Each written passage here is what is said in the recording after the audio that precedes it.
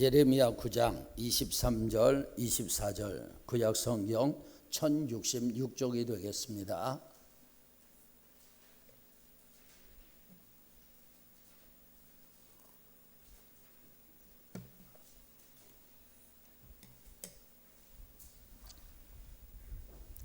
다 같이 합독하겠습니다.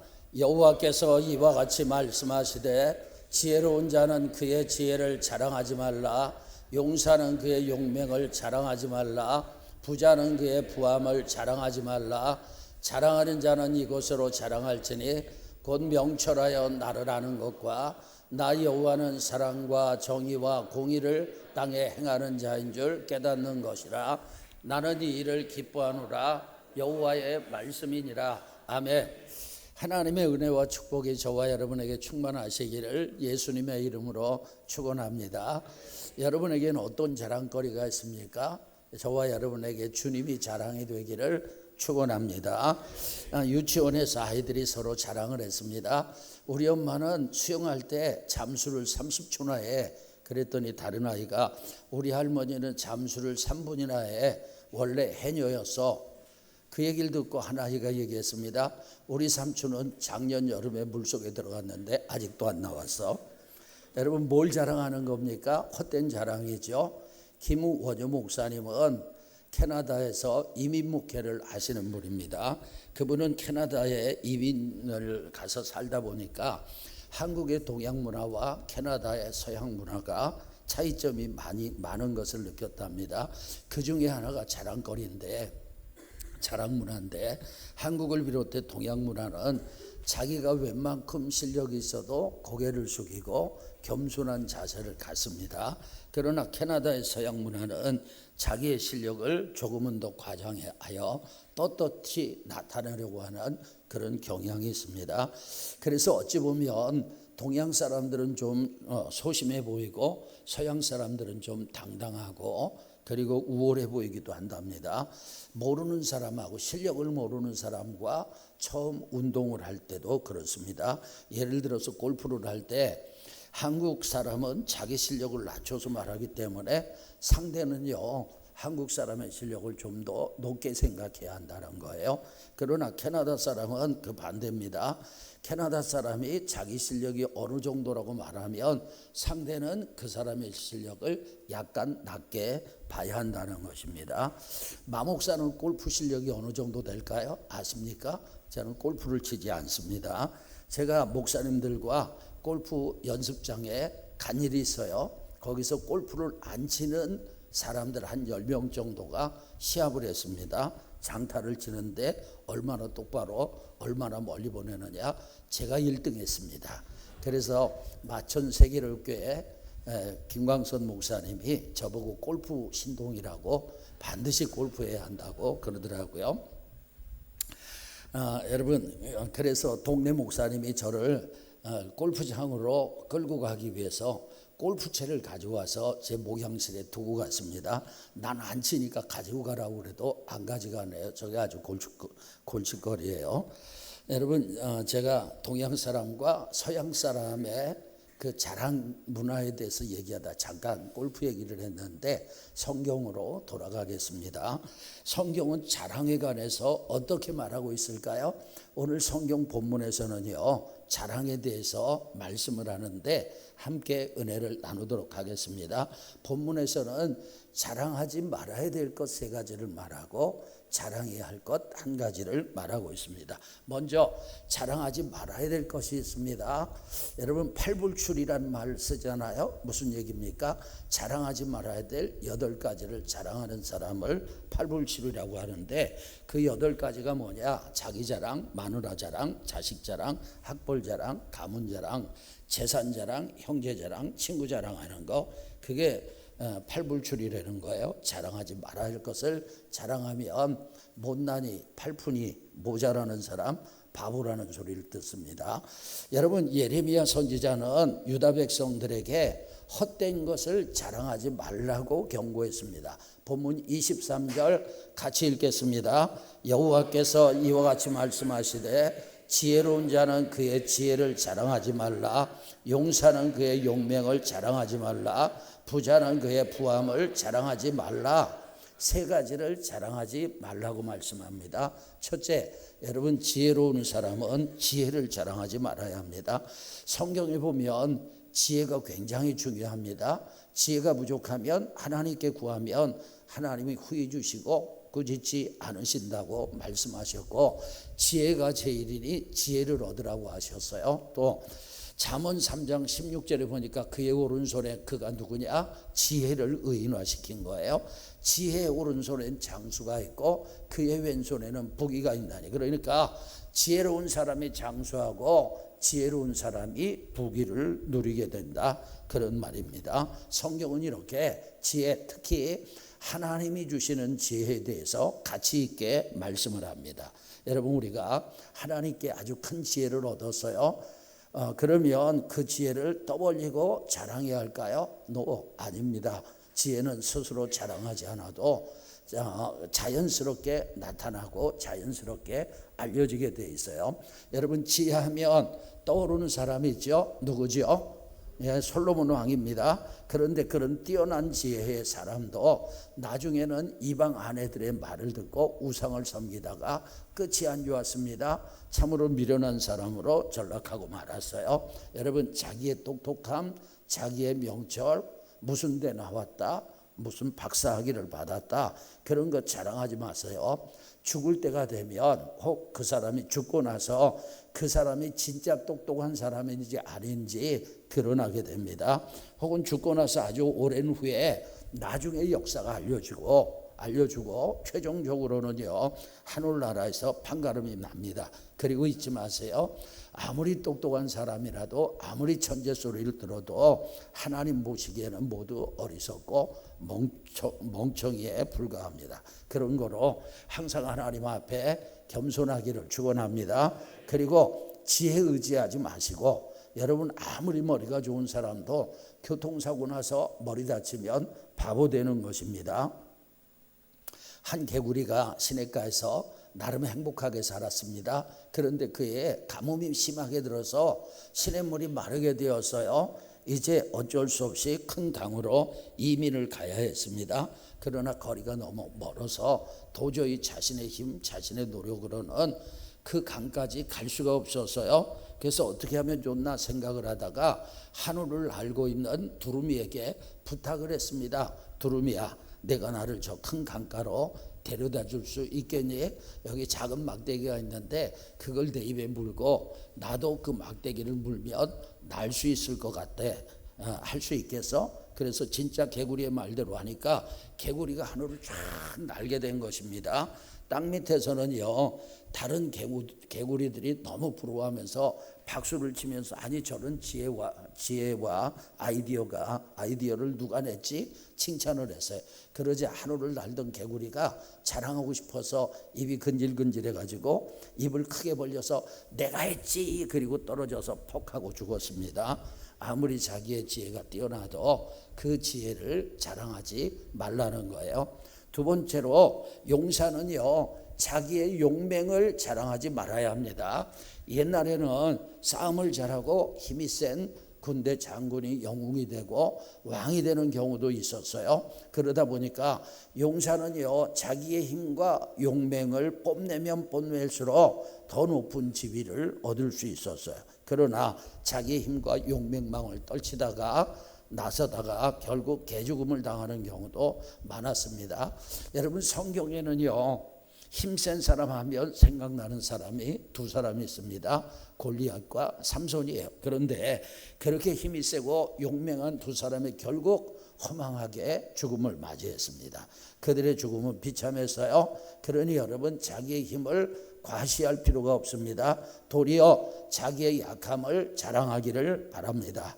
그리고 이렇게 싸움 잘하고 용맹한 사람이 자기의 힘만 믿고 날뛰면 지금 같은 시대는 깡패나 조직폭력배가 되고 마는 거죠. 그들의 뒤끝이 안 좋고 비참하게 죽을 위험이 높습니다. 어느 개미 마을에 힘센 개미가 있었어요. 다른 개미들은 쌀 한 톨을 겨우 드는데 이 개미는 쌀을 2톨을 그냥 번쩍번쩍 드는 것입니다. 다른 개미들이 너는 어떻게 그렇게 힘이 좋니? 그러면서 우러러봤어요. 그 개미는 자기가 힘센 것을 시장에 가서 많은 사람 앞에 자랑하고 싶었습니다. 그래서 날을 정해서 시장에 갔어요. 우람한 근육을 자랑하면서 힘을 뽐냈습니다. 그런데 지나가는 사람이 이 개미를 밟아서 찍 하고 그 자리에서 죽고 말았어요. 여러분, 힘 자랑은 금물입니다. 세 번째, 부자는요 부함을 자랑하지 말아야 합니다.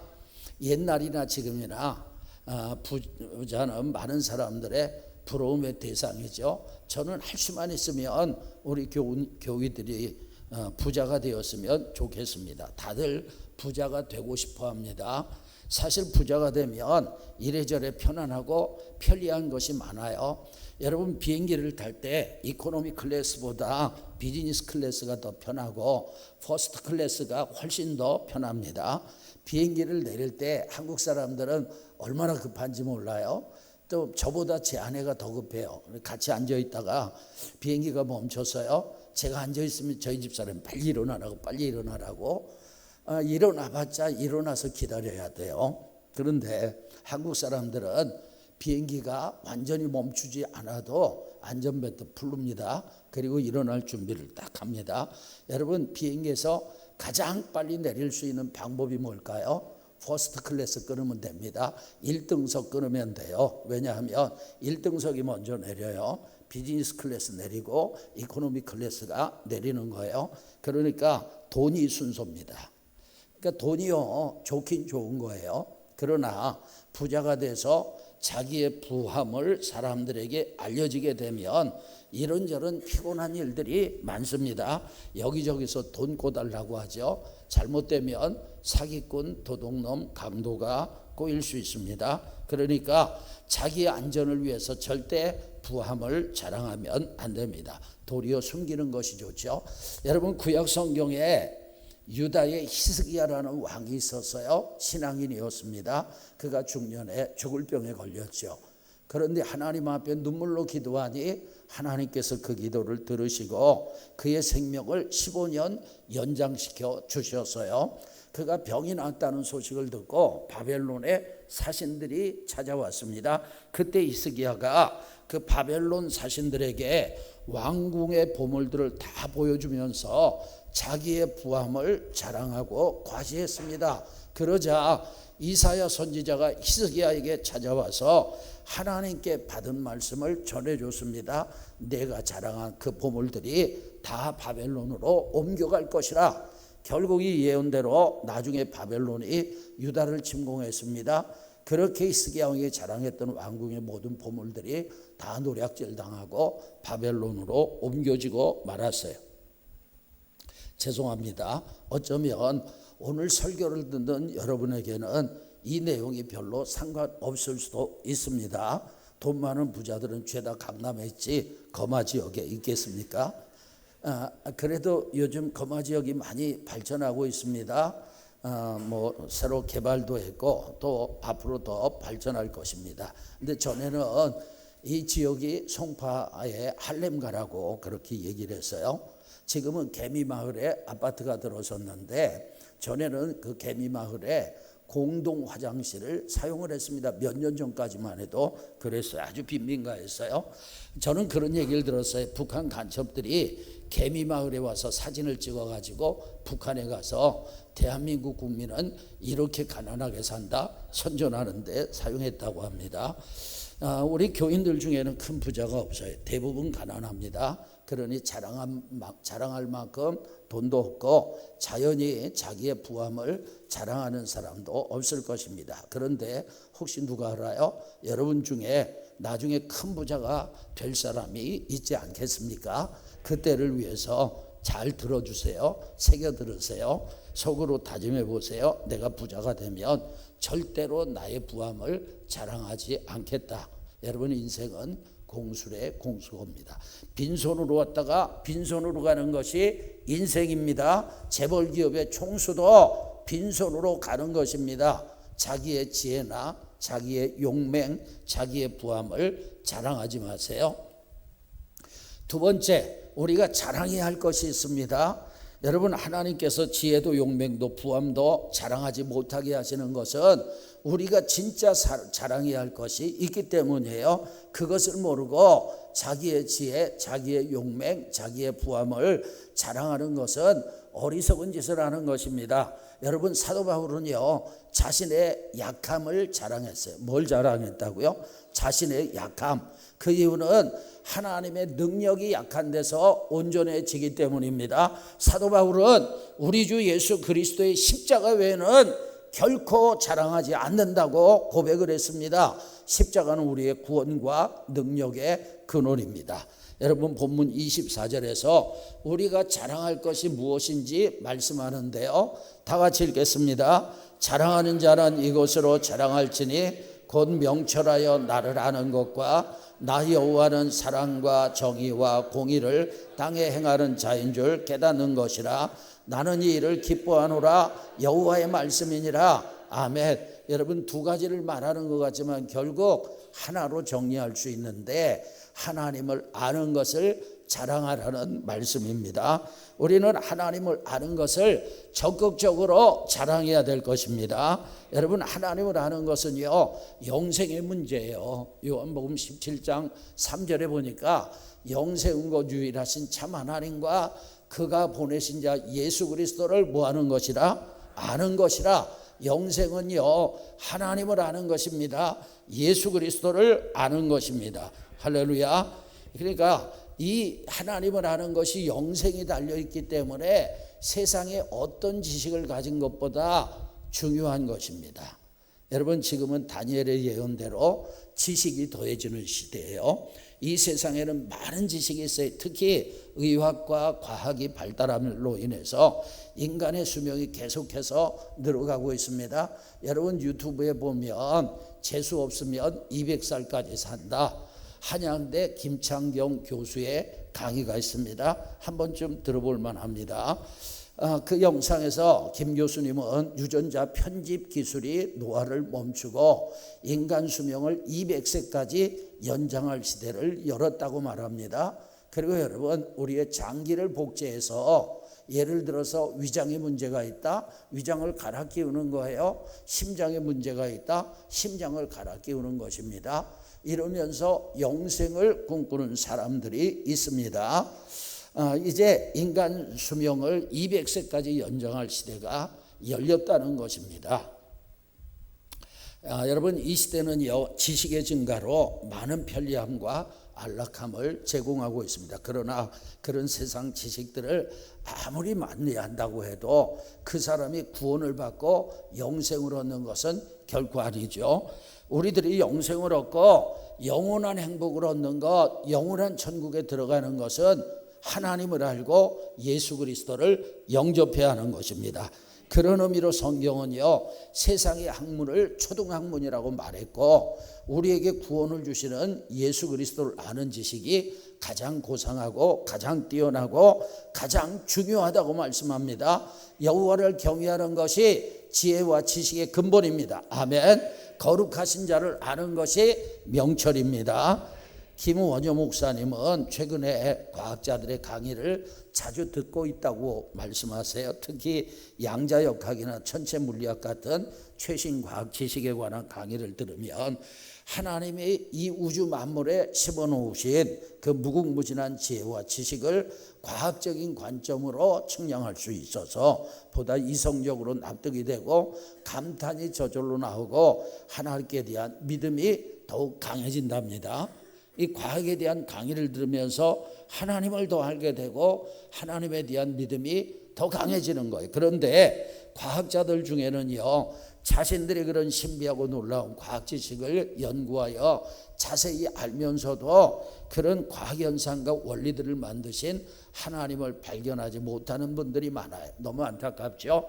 그러면서 그 목사님은 한편으로는 나는 저 신비한 우주의 법칙을 만드신 하나님을 믿고 하나님을 알고 있으니 이게 얼마나 다행이고 이게 얼마나 감사한가고 느끼게 된답니다. 그리고 김 목사님은 과학 지식을 하는 것보다 그 과학을 만드신 하나님을 알고 그 하나님을 사람들에게 전하면서 그들에게 영생을 얻게 해주는 목회를 하는 것에 대해서 자부심과 보람을 느끼고 계시대요. 그러면서 김 목사님은 나는 다시 태어나도 목사가 되면 좋겠다고 생각을 한답니다. 저도 전적으로 동의합니다. 할렐루야.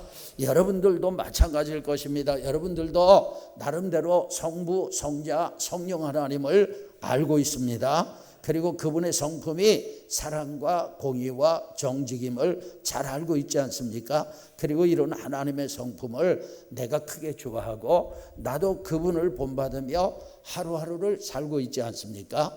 그런 하나님을 전하며 타인에게 영생과 영원한 행복을 주기 위해서 산다는 것, 세상에 이보다 더 보람 있는 일이 있겠습니까?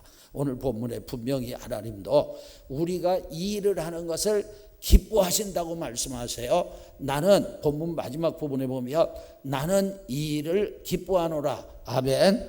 여러분, 하나님은 어떤 분이십니까? 이 하나님에 대한 지식을 하나님의 속성으로 설명을 드리겠어요. 하나님의 속성은 신학적으로 비공유적 속성이 있고 공유적 속성이 있어요. 비공유적 속성은 뭐냐? 하나님께서 하나님의 속성 중에 어떤 부분은 사람에게 공유하지 않는다는 거예요. 피조물에게 공유하지 않는다는 거예요. 하나님만 가지고 계신 절대적인 속성을 말하는 것입니다. 인간은 어떤 형태로도 하나님의 비공유적 속성을 닮을 수 없습니다. 이는 피조물과 창조주의 질적인 차이인 거예요. 그러면 하나님의 비공유적 속성은 뭐냐? 첫째, 자존성입니다. 여러분은 어떻게 세상에 존재하십니까? 여러분의 부모님이 계시기 때문에 여러분의 부모님은 이 세상에 어떻게 존재하게 되셨습니까? 여러분의 조부모님이 계시기 때문에 이렇게 올라가다 보면 최정점에 아담과 하와가 있습니다. 그러면 아담과 하와는 스스로 존재하느냐? 자존성을 가졌느냐? 아니죠. 하나님께서 창조하신 줄로 믿습니다. 인간은요, 하나님에 의하여 존재하고 스스로 존재할 수 없어요. 그런데 하나님은 스스로 존재하십니다. 하나님은 누구에 의존해서 존재하시는 분이 아니에요. 하나님의 존재의 원인은 하나님 자신이십니다. 아멘. 하나님의 자존성이에요. 두 번째, 불변성입니다. 사람의 육체는요, 좋은 쪽으로 변하는 게 아니에요.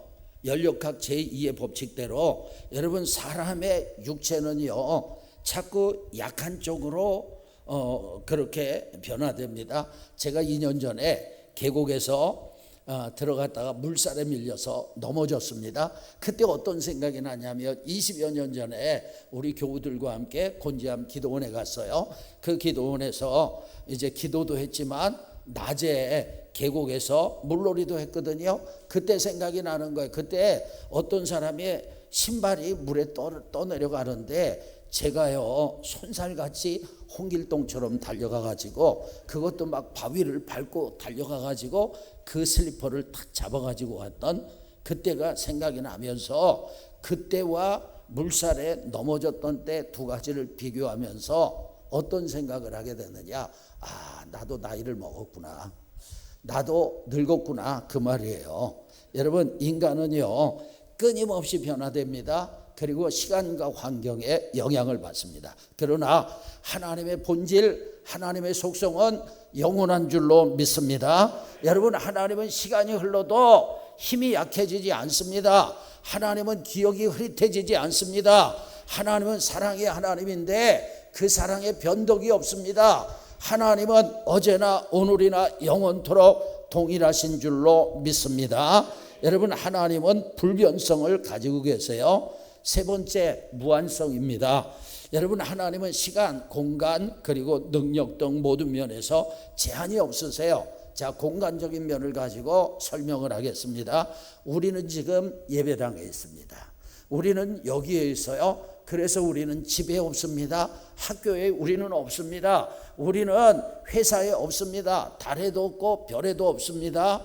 미국에도 없고 유럽에도 없어요. 우리는 오직 여기에만 있어요. 맞죠? 그런데 하나님은 천국 보좌에 계십니다. 할렐루야. 천국 보좌에 계시면서 동시에 지금 여기에 계십니다. 제 안에 계시고 여러분 안에 계시고 여러분의 집에도 계시고 학교에도 계시고 여러분의 회사에도 계시고 우리 예수님은, 우리 주님은 미국에도 계시고 유럽에도 계시고 아프리카에도 계시고 달에도 계시고 화성에도 계시고 우리 하나님은 온 우주에 충만하게 존재하시는 줄로 믿습니다. 그러니까 하나님은 공간의 무한성을 가지신 거예요. 그런 것처럼 하나님에겐 시간의 무한성이 있습니다. 능력도 무한하십니다. 네 번째, 전지성이에요. 여러분, 인간의 지식은 극히 제한적이고 불완전하고, 그리고 인간의 지식으로는 미래를 알 수 없습니다. 어떤 때는 확신했는데 그것이라고 생각했는데 잠시 시간이 지나고 보니까 잘못된 판단이었던 것을 발견할 때가 많습니다. 그러나 하나님은 모든 것을 완벽하게 아시는 줄로 믿습니다. 하나님은요, 우리의 머리카락이 몇 개인지도 아시고 하나님은 우리의 세포까지 다 헤아리고 계십니다. 하나님은 지금 저와 여러분이 무슨 생각을 하시는지 우리의 마음과 생각도 꿰뚫어 알고 계시는 줄로 믿습니다. 전지성입니다. 그리고 전능성이에요. 인간의 능력은 유한하지요. 자연의 법칙과 상황에 제한을 받습니다. 그러나 하나님은 자신의 뜻을 따라 모든 것을 하실 수 있습니다. 하나님은 이 광대한 우주를 말씀으로 창조하셨습니다. 하나님은 자신이 원하신다면 무슨 일인지 하실 수 있어요. 우리는 전능하사 천지를 만드신 하나님 아버지를 믿습니다. 두 번째, 비공유적 속성이 있어요. 이 공유적 속성이 있습니다. 공유적 속성은 하나님에게도 있고 사람에게도 있는 속성이에요. 여러분, 우리가 하나님이 가지고 계신 속성을 일부 가질 수 있는 것은 우리가 하나님의 형상대로 지음을 받았기 때문에. 그러나 사람은 제한적이고 불안한 형태로 하나님을 닮도록 창조되었습니다. 인간은요, 이 속성들을 통해서 하나님과 관계를 맺고 도덕적인 책임을 지는 것입니다. 공유적 속성은 뭐냐? 첫째, 영성입니다. 여러분, 하나님은 육체가 없는 순수한 영이십니다. 영원한 인격체입니다. 인간은요, 영과 혼과 몸으로 구성되어 있고 영을 통해서 하나님과 교제합니다.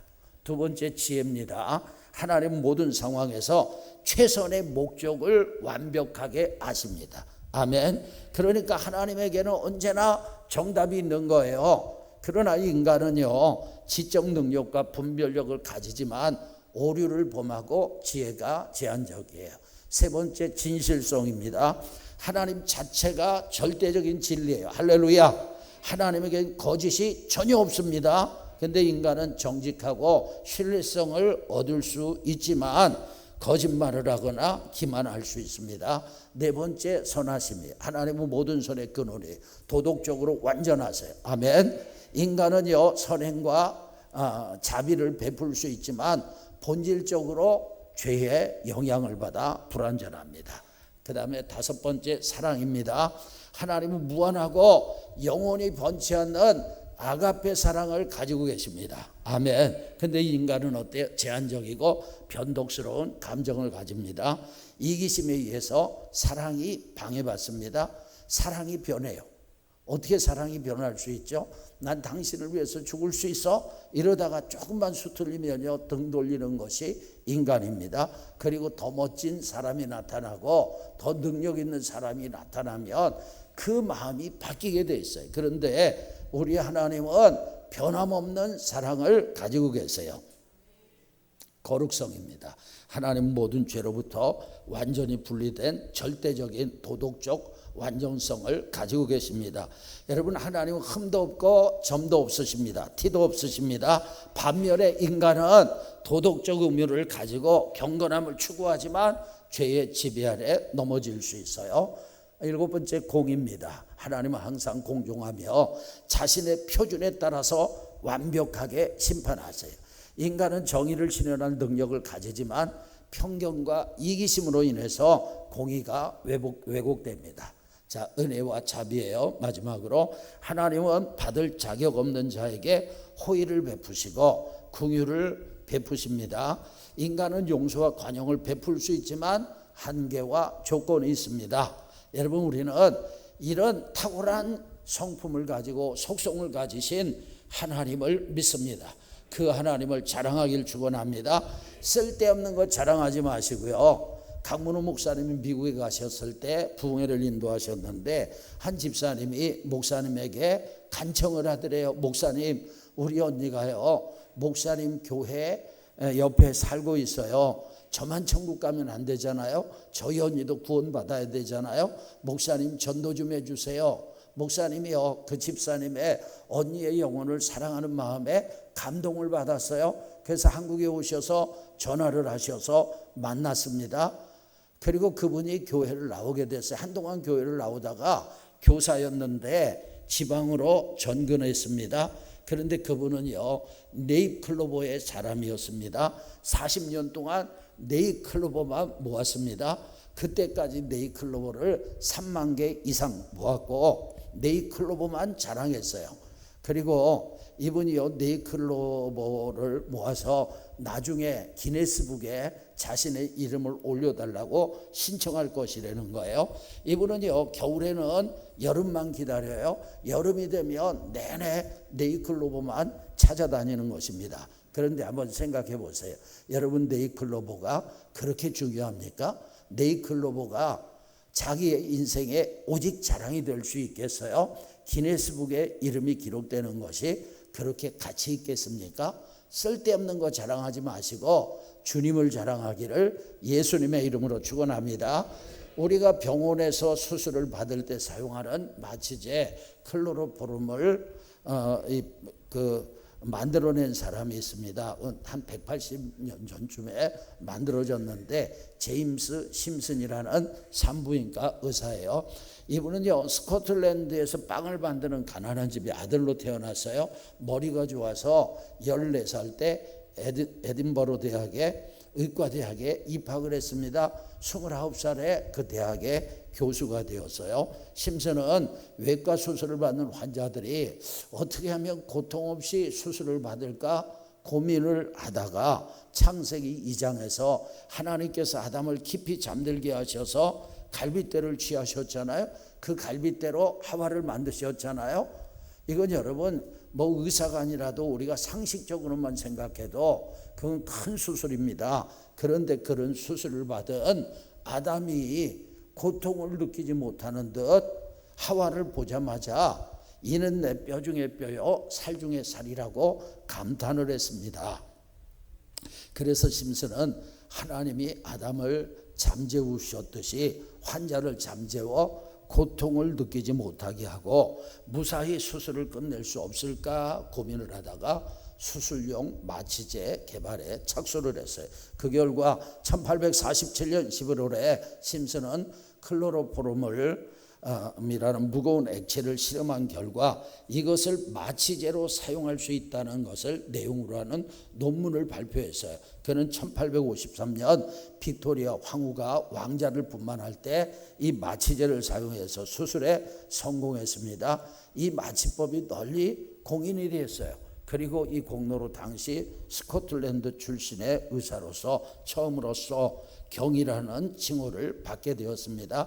그의 말년에 그의 제자가 물었습니다.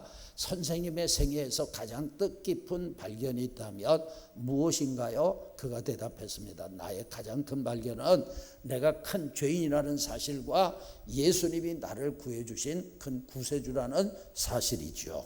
여러분, 제자는 그가 마취제라고 대답할 줄 알았는데 뜻밖의 대답에 깜짝 놀랐다고 그래요. 이 제임스 심슨 교수에게 가장 중요한 자랑은 예수 그리스도였어요. 그는 하나님을 아는 것을 최고의 자랑으로 여겼습니다.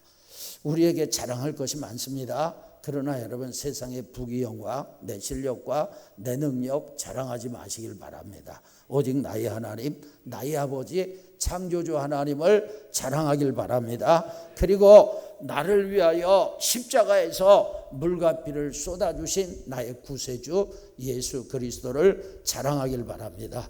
아무쪼록 여러분 이 세상을 살아가면서 하나님 자랑 많이 하시고 예수님 자랑 많이 하시고 그리고 천국에서 자랑스럽게 하나님을 만나기를 주님의 이름으로 축원합니다.